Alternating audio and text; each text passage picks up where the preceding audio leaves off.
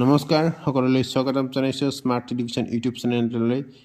এই ভিডিঅ'টোত TET, Assam police আৰু আগন্তুক বিভিন্ন কম্পিটিটিভ এক্সামৰ বাবে জেনেৰেল নলেজৰ 10টা গুৰুত্বপূৰ্ণ প্ৰশ্ন আলোচনা কৰিবলৈ ওলাইছো।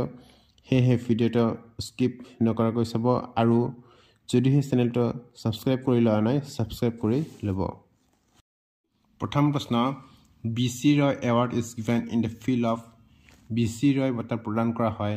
শুদ্ধ উত্তৰটো হ'ল বি, মেডিচিন। BC Roy বঁটা চিকিৎসা ক্ষেত্ৰত প্ৰদান কৰা হয়।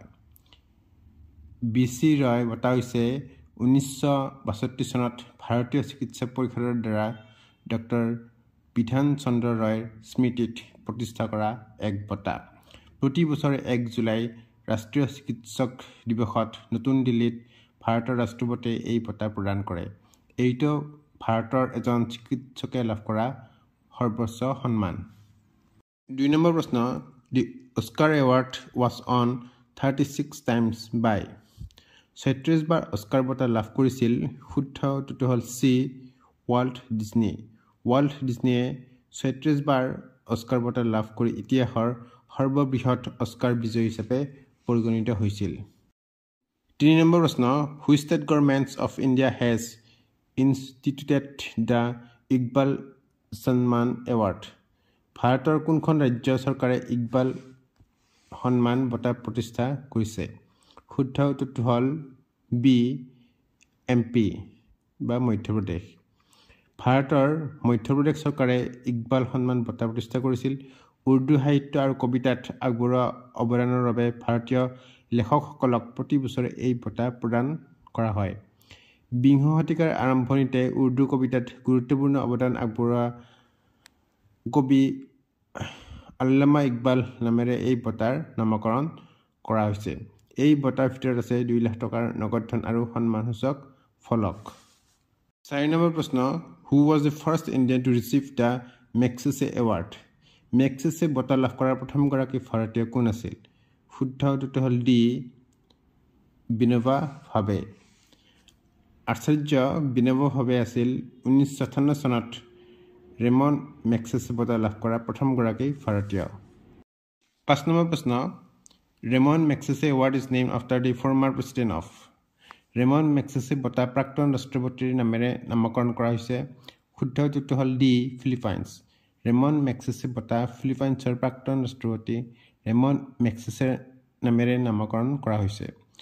গণতান্ত্ৰিক সমাজত মেগছেছেৰ সততা, জনসাধাৰণৰ প্ৰতি সেৱা আৰু আদৰ্শবাদৰ উদাহৰণক সন্মান জনোৱাৰ বাবে 1957 চনত এই বঁটা প্ৰতিষ্ঠা কৰা হৈছিল। প্ৰতি বছৰে 31 আগষ্টত ফিলিপাইনছৰ মনিলাত এই বঁটা প্ৰদান কৰা হয়। ৰেমন মেগছেছে এৱাৰ্ড ফাউণ্ডেশ্যনে এই বঁটা প্ৰদান কৰে। 6 নম্বৰ প্ৰশ্ন, Cannes film festival is held in. কাঁ চলচ্চিত্ৰ মহোৎসৱ অনুষ্ঠিত হয়। শুদ্ধ উত্তৰটো হ'ল বি, ফ্ৰান্স। ফ্ৰান্সৰ কানত কাৰ চলচ্চিত্ৰ মহোৎসৱ অনুষ্ঠিত হয়। কাৰ চলচ্চিত্ৰ মহোৎসৱ হৈছে বিশ্বৰ অন্যতম বিখ্যাত চলচ্চিত্ৰ মহোৎসৱ। এই অনুষ্ঠানটোৰ প্ৰথমবাৰৰ বাবে 1946 চনত কলাত্মক কৃতিত্বক স্বীকৃতি দিবলৈ অনুষ্ঠিত কৰা হৈছিল আৰু তেতিয়াৰ পৰা চলচ্চিত্ৰ প্ৰেমীসকলৰ বাবে এখন মিলনস্থলী হৈ পৰিছিল। এই মহোৎসৱখন তথ্যচিত্ৰকে ধৰি সমগ্ৰ বিশ্বৰ নতুন চলচ্চিত্ৰ প্ৰদৰ্শনৰ বাবে জনাজাত। এইখন এনেকুৱা এখন ঠাই য'ত প্ৰযোজক আৰু বিতৰকে ধাৰণা বিনিময় কৰিব পাৰে, চলচ্চিত্ৰ চাব পাৰে আৰু চুক্তিত স্বাক্ষৰ কৰিব পাৰে। 2025 চনৰ 13-24 মে'ত অনুষ্ঠিত হ'ব কাঁ চলচ্চিত্ৰ মহোৎসৱ। 7 নম্বৰ প্ৰশ্ন, who among the following is the first Asian winner of Nobel prize. নিম্নলিখিতসকলৰ ভিতৰত নোবেল বঁটা লাভ কৰা প্ৰথম এছিয়ান বিজয়ী।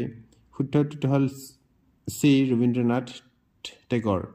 1913 চনত সাহিত্যৰ নোবেল বঁটা লাভ কৰা ৰবীন্দ্ৰনাথ ঠাকুৰ প্ৰথমগৰাকী এছিয়ান আছিল।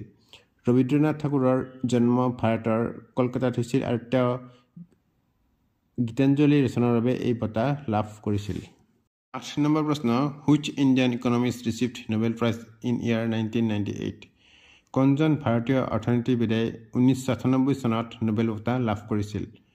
শুদ্ধ উত্তৰটো হ'ল এ, অমৰ্ত্য সেন। ভাৰতীয় অৰ্থনীতিবিদ আৰু দাৰ্শনিক অমৰ্ত্য সেনক 1996 চনত অৰ্থনৈতিক নোবেল বঁটা প্ৰদান কৰা হৈছিল। 9 নম্বৰ প্ৰশ্ন, When was প্ৰবাসী ভাৰতীয় দিৱস held in বাৰাণসী? বাৰাণসীত কেতিয়া প্ৰবাসী ভাৰতীয় দিৱস অনুষ্ঠিত হৈছিল? শুদ্ধ উত্তৰটো হ'ল C, 2019। 2019 চনৰ 21 জানুৱাৰীৰ পৰা আৰম্ভ হৈ 23 জানুৱাৰীলৈকে প্ৰবাসী ভাৰতীয় দিৱস অনুষ্ঠিত হৈছিল আৰু বিষয়বস্তু আছিল নতুন ভাৰত গঢ়ি তোলাত ভাৰতীয় প্ৰবাসীৰ ভূমিকা। উত্তৰ প্ৰদেশ চৰকাৰৰ সহযোগত বৈদেশিক পৰিক্ৰমা মন্ত্ৰালয়ে এই অনুষ্ঠান আয়োজন কৰিছিল। ইয়াক নৰেন্দ্ৰ মোদী আৰু প্ৰবীণ যুগনাথে উদ্বোধন কৰিছিল।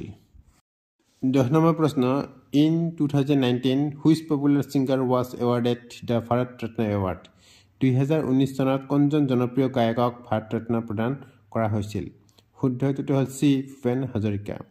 অসমৰ এগৰাকী ভাৰতীয় গায়ক, গীতিকাৰ আৰু চলচ্চিত্ৰ নিৰ্মাতা ভূপেন হাজৰিকাক 2019 চনত ভাৰত ৰত্ন বঁটা প্ৰদান কৰা হৈছিল।